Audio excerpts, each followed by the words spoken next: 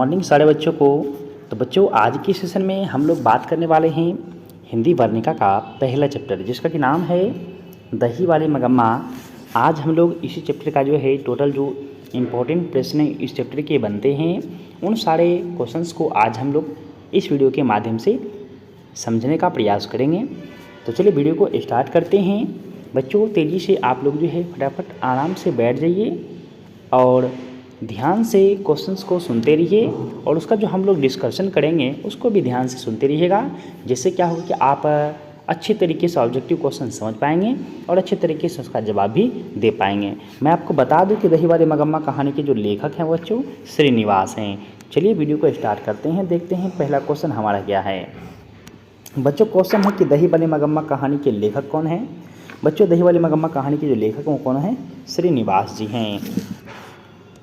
मैं आपको बता दूं बच्चों श्रीनिवास से कुछ प्रश्न और पूछे जा सकते हैं। तो आपको ध्यान रखना है श्रीनिवास के बारे में कि श्रीनिवास जी का जन्म जो है 6 जून 1891 ईस्वी में कोलार कर्नाटक में हुआ था। आपको पूछा जा सकता है कि श्रीनिवास का जन्म कब हुआ था, तो ये पॉइंट आपको ध्यान रखने हैं। अगला पॉइंट है कि श्रीनिवास का पूरा नाम जो है मास्ती वेंकटेश अयंगार है, ये भी आपको ध्यान रखने हैं। श्रीनिवास जी जो हैं कन्नड़ भाषा श्रेष्ठ रचनाकारों में से एक थे। कहने का मतलब बच्चों श्रीनिवास जी जो हैं कर्नाटक में जो कन्नड़ भाषा बोली जाती है उस भाषा के ये सबसे श्रेष्ठ रचनाकार थे श्रीनिवास जी। अगला क्वेश्चन बच्चों क्वेश्चन है कि मगम्मा कहाँ की रहने वाली थी। बच्चों मगम्मा जो है वह अवलूर के पास वेंकटपुर की रहने वाली थी। अब बच्चों मगम्मा से कुछ पॉइंट और बनते हैं और प्रश्न पूछे जा सकते हैं, तो आपको ये पॉइंट भी ध्यान रखने हैं। पॉइंट है कि मगम्मा दही वाली मगम्मा कहानी के प्रमुख पात्र हैं। अगला पॉइंट है कि मगम्मा की बहू का नाम नजम्मा है। मगम्मा के घर में कुल 4 सदस्य थे। ये आपको ध्यान रखना है, क्वेश्चंस में आपको आ सकते हैं। क्वेश्चन कि श्रीनिवास जी का जन्म कब हुआ था। मेरे भाई श्रीनिवास का जन्म जो है वो 6 जून 1891 ईस्वी में हुआ था। कहाँ, तो कोलार कर्नाटक में। मैं आपको बता दूँ और अभी भी मैंने आपको बताया था, तो फिर पॉइंट आप लोग ध्यान कर लीजिएगा कि श्रीनिवास जी का जन्म जो है 6 जून 1891 ईस्वी में कोलार कर्नाटक में हुआ था। श्रीनिवास का पूरा नाम क्या है बच्चों, मास्ती वेंकटेश अयंगार। श्रीनिवास किस भाषा के श्रेष्ठ रचनाकार हैं, कन्नड़ भाषा के। अगला पॉइंट है मेरे भाई, अगला क्वेश्चन कि B.R. नारायण ने किस कहानी का हिंदी अनुवाद किया। तो मेरे भाई बच्चों दही वाली मगम्मा कहानी जो है यह कहानी कन्नड़ भाषा में लिखा गया था, लेकिन इस कहानी का हिंदी अनुवाद जो है B.R. नारायण जी के द्वारा किया गया। अगला क्वेश्चन है बच्चों क्वेश्चन कि मगम्मा से कर्ज कौन मांग रहा था। तो बच्चों मगम्मा से जो कर्ज मांग रहा था वो रंगप्पा कर्ज मांग रहा था। अब ये रंगप्पा कौन है बच्चों, तो ये पॉइंट आपको ध्यान रखने कि रंगप्पा मगम्मा के ही गांव का रहने वाला था। रंगप्पा जुआरी और लंपट किस्म का आदमी था। रंगप्पा मगम्मा से कर्ज लेना चाहता था। आपको प्रश्न में आ सकता है। अगला क्वेश्चन बच्चों मगम्मा की बहू का क्या नाम है। तो बच्चों मगम्मा की बहू का नाम जो है वो नजम्मा होता है। और मगम्मा से कुछ पॉइंट बनते हैं बच्चों कि मगम्मा और उनकी बहू नजम्मा के बीच बच्चे की पिटाई को लेकर के झगड़ा हुआ था। यानी मगम्मा और उनकी बहू के बीच जो है झगड़ा हुआ था वह बच्चे की पिटाई को लेकर के झगड़ा हुआ था। अगला क्वेश्चन बच्चों क्वेश्चन कि सास बहू में झगड़ा क्यों हुआ था। अभी मैंने पॉइंट आपको बताया था कि बच्चे की पिटाई को लेकर के झगड़ा हुआ था। अगला पॉइंट बच्चों पॉइंट है कि मगम्मा दही वाली मगम्मा कहानी के प्रमुख पात्र हैं। मगम्मा की बहू का नाम नजम्मा है। मगम्मा के घर में कुल 4 सदस्य हैं। उम्मीद है कि आपको ये पॉइंट आप बिल्कुल अच्छे तरीके से समझ में आ गया होगा। अगला क्वेश्चन बच्चों मगम्मा क्या बेचती थी। तो बच्चों मगम्मा जो है वह दही बेचा करती थी। इसका राइट आंसर जो है ऑप्शन नंबर बी हो जाएगा। अब इससे कुछ पॉइंट हैं बच्चों, ध्यान रखिएगा। आपको पॉइंट से प्रश्न जो हैं कभी कभी पूछे जा सकते हैं, तो ये पॉइंट आपको ध्यान रखना है कि दही को लेकर के मगम्मा क्या करती थी। तो बेंगलुरु शहर में बेचने जाया करती थी और बेंगलुरु शहर में एक संभ्रांत महिला रहती थी जिसे मगम्मा माँ जी कहती थी। अगला पॉइंट है बच्चों कि मगम्मा जब दही बेचने के लिए जाती है तो माँ जी के पास जाती है।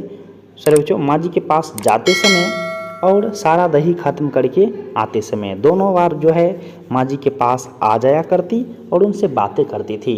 यानी कहने का मतलब बच्चों मगम्मा जो है दही बेचने के लिए जाया करती थी तो बेंगलुरु शहर जाती थी। तो बेंगलुरु शहर में एक औरत रहती थी जिसको मगम्मा माँ जी कहती थी। वो औरत बहुत ही समझदार हुआ करती थी। तो दही बेचने के लिए जाते समय और सारा दही खत्म करके आते समय दोनों बार मगम्मा माँ जी के पास चली जाती है और उनसे बातें करती है। अगला पॉइंट है बच्चों मगम्मा पान सुपारी खाती थी। बहुत ही इंपॉर्टेंट पॉइंट है बच्चों कि मगम्मा क्या खाती थी, तो पान सुपारी खाती थी। अगला क्वेश्चन है बच्चों, क्वेश्चन है कि दही वाले मगम्मा कहानी का प्रमुख पात्र कौन है। तो बच्चों दही वाले मगम्मा कहानी का जो प्रमुख पात्र है वो मगम्मा है। अब इससे कुछ पॉइंट बनते हैं बच्चों। पॉइंट है कि मगम्मा दही वाले मगम्मा कहानी के प्रमुख पात्र हैं। अगला पॉइंट है कि मगम्मा दही का व्यापार किया करती थी। अगला पॉइंट है कि इस घर में मगम्मा के घर में जो है कुल 4 सदस्य थे। मगम्मा की बहू का नाम क्या है बच्चों, नजम्मा है। अगला क्वेश्चन बच्चों, अगला क्वेश्चन है कि दही वाले मगम्मा कहानी का कथावाचक कहाँ से है। कहने का मतलब कथावाचक कहाँ से है, पूछा गया है कि दही वाले मगम्मा कहानी का जो कथावाचक है वो कहाँ से है, बेंगलुरु से। अब बच्चों दही वाले मगम्मा कहानी का कथावाचक है कौन, ये भी ध्यान रखिएगा। तो दही वाले मगम्मा कहानी का जो कथावाचक है वो बेंगलुरु शहर की रहने वाली एक संभ्रांत महिला थी, जिसे मगम्मा माँ जी कहा करती थी। अगला क्वेश्चन बच्चों, क्वेश्चन की दही वाले मगम्मा कहानी किस भाषा से अनुदित है, यानी ये जो कहानी है दही वाले मगम्मा ये किस भाषा से लिया गया है। तो बच्चों ये जो है कन्नड़ भाषा से लिया गया है। और मैं आपको बता दूं बच्चों कि दही वाले मगम्मा कहानी जो है इसके लेखक जो हैं श्रीनिवास जी हैं, जिन्होंने इस कहानी को कन्नड़ भाषा में लिखा, परंतु इसका हिंदी अनुवाद जो है B.R. नारायण ने किया था। यानी दही वाले मगम्मा कहानी जो है ना कन्नड़ भाषा में लिखा गया था श्रीनिवास के द्वारा, लेकिन इसका हिंदी अनुवाद B.R. नारायण ने किया था। अगला क्वेश्चन बच्चों, क्वेश्चन कि मगम्मा अपना पैसा कहाँ रखना चाहती थी। तो बच्चों मगम्मा जो है अपना पैसा माँ जी के पास रखना चाहती थी, बैंक में।